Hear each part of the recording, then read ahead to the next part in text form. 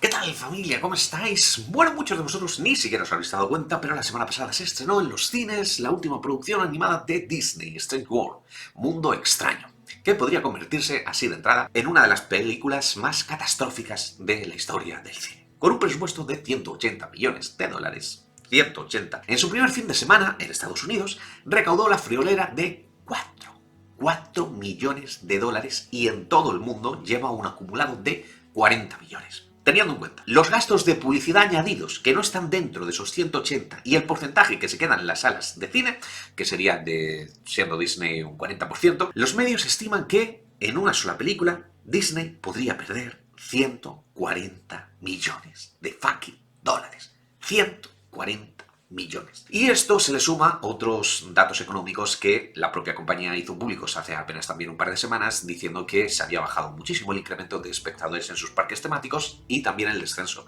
de merchandising debido a la inflación por el conflicto bélico del que todos estamos al corriente a día de hoy, etcétera, etcétera. Que empezó a correr el rumor en Estados Unidos, ojo, un posible rumor de quiebra de Walt Disney. Incluso que podían vender mucha parte de su paquete de acciones, lo podían vender a Apple, cosa que Disney se apresuró a desmentir. Bueno, a todo esto, y como siempre hay mucha gente con los cuchillos afilados en contra de Disney, sobre todo de un tiempo a estas partes, desde que se posicionó políticamente, pues la gente ha empezado a decir, ¿veis?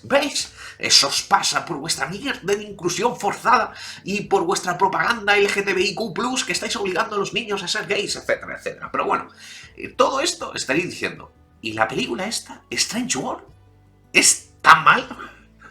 ¿Es tan mala como para haber provocado todo esto? ¿Será el Titanic? ¿Será, mejor dicho, el iceberg que hunda el Titanic de Disney? Bueno, pues de todo ello os voy a hablar en el vídeo del día de hoy, así que cabecera y comenzamos.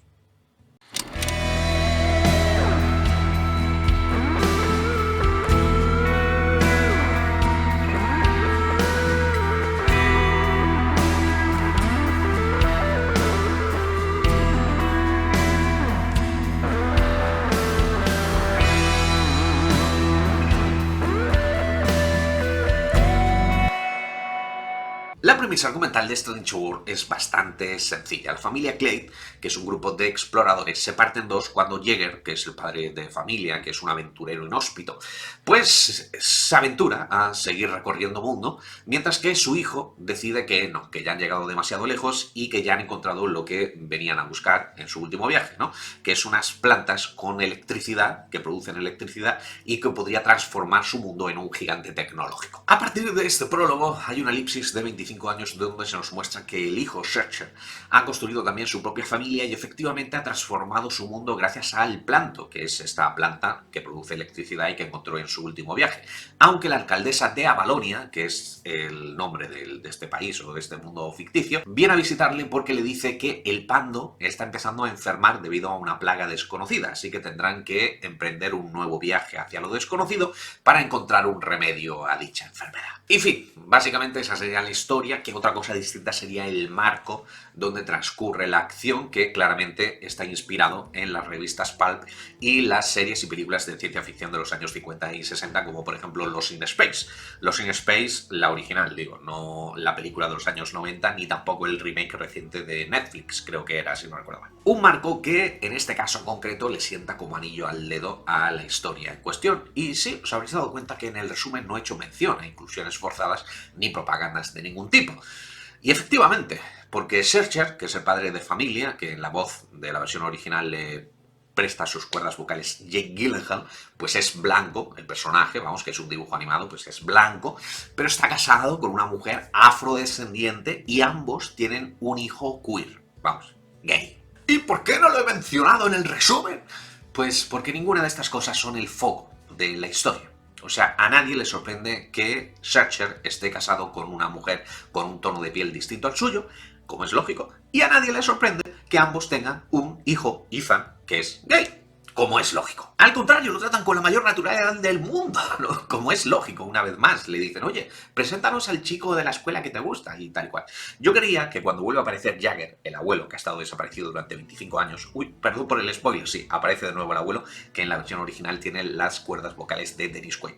Bueno, pues yo creía que ahí sí que se iba a hacer algo de mención o iba a provocar un contraste o un choque, ¿no?, entre el abuelo y el nieto. De hecho, lo tenían fácil porque hay una escena en la que Jagger le está intentando enseñar a manejar un lanzallamas porque quiere que su nieto sea igual de machote que él. Pero directamente le dice, si quieres impresionar a un chaval que te guste, es decir, que si no han tenido ninguna conversación previa, el abuelo ve el afeminamiento de su nieto y actúa en consecuencia. Y digo que lo tenían fácil porque este tipo de sorpresas en plan de ¿pero me estás diciendo que te gustan los chicos? No, pues suele ocurrir más en personas de avanzada edad que han vivido otro tipo de tiempo y además Jagger ha estado desaparecido durante 25 años, así que podría ser un choque de realidad de descubrir cuánto ha cambiado el mundo en su ausencia. Es decir, que ahora se acepta cualquier tipo de orientación que tenga un ser normal, individual, vamos, la orientación que cada uno le dé la gana. Bueno, pues no, optan por la vía fácil de la inclusión total, ¿no?, sin planteárselo, sin tener ningún tipo de debate interno, ni que esto produzca ningún tipo de conflicto dentro de la historia, absolutamente nada. ¿Y qué queréis que os diga? Pues a mí me parece bien, o sea, no me cambia la vida, y eso que no soy aliade ni pollas en vinagre, no me cambia la vida, y al contrario, pues sí que considero que poniéndome en el lugar de otra persona, pues sí que puede ser un paso importante para que se sientan representados cierto tipo de minorías en una película de gran consumo. Que me chirría que Disney haya querido volver a vender esta película como es la primera película que presenta un personaje que claramente es del colectivo LGTBIQ+, pues sí, me sorprende porque he tenido un déjà vu de Raya y el último dragón o de Lightyear. O sea, a este paso se va a convertir en un meme y dentro de 20 años Disney va a seguir vendiendo que estrena la primera película en la que aparece claramente un personaje LGTBIQ+. Pero bueno, teniendo eso en cuenta y todo, sin más. ¡Ay, pero es una inclusión forzada! ¿Forzada? ¿Por qué? O sea, ¿por qué exactamente está forzado eso? O sea, si me apuras, si hubiese pasado lo que os he dicho, es decir, que al enterarse de la orientación de su nieto, Jagger intenta, no sé, decirle, no, pero tú tienes que ser un hombre hecho y derecho, y el nieto, perdón, le hubiera intentado entrar en razón, ¿no?, al abuelo, a explicarle, no, es que nosotros también tenemos nuestros derechos y nuestras libertades, etcétera, etcétera, eso sí hubiese sido inclusión forzada. Pero como actúan como si no pasara nada, que me parece lo más lógico del mundo, insisto, pues eso no es inclusión forzada. ¡Ay, pero por qué tienen que sexualizar a los niños! ¿Cómo? Que es otra tontería que he escuchado mucho. Ah, vale. O sea que en Los Increíbles, la película de Brad Bird, de Pixar, cuando en Los Increíbles la hija de la familia, que tiene el poder de la invisibilidad, se siente claramente atraída por un compañero de instituto, eso no la está sexualizando. O sea, si el niño se hubiese sentido, Ethan, de esta película, Ethan Clay, se hubiese sentido atraído por una chica de su clase, eso no habría sido sexualizarle, ¿no?, porque es lo normal. Pero si se siente atraído por otro chico, eso sí es sexualizar.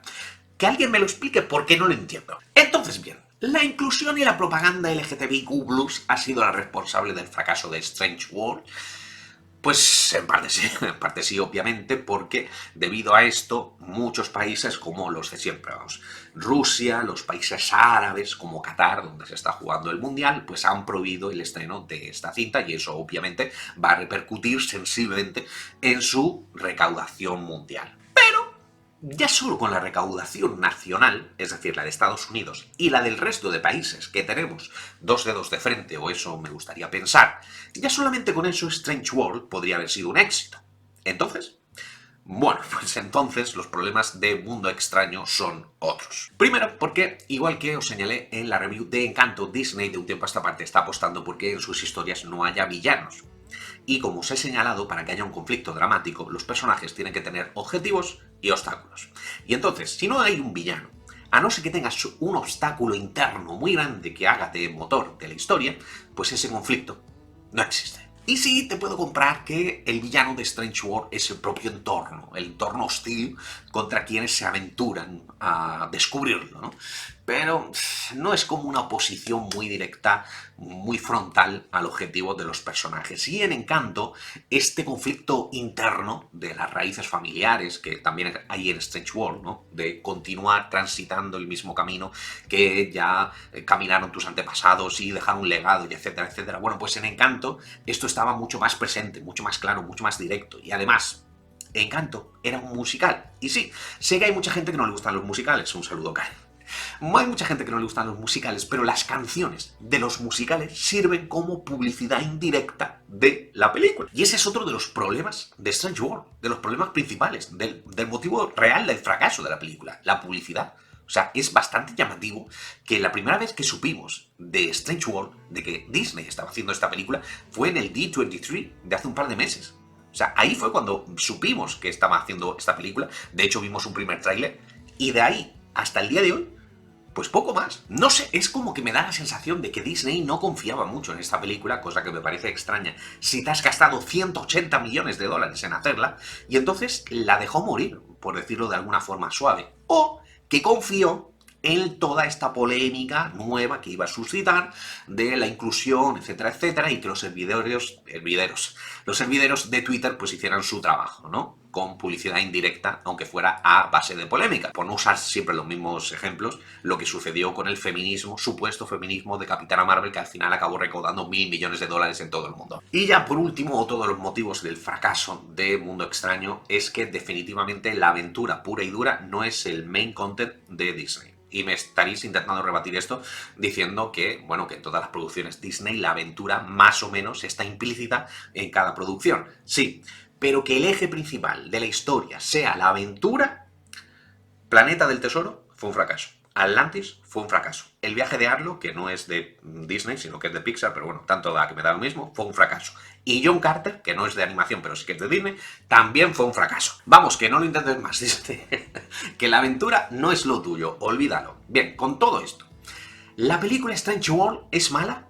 No, no lo es. ¿Es buena entonces? No, tampoco. Es plana.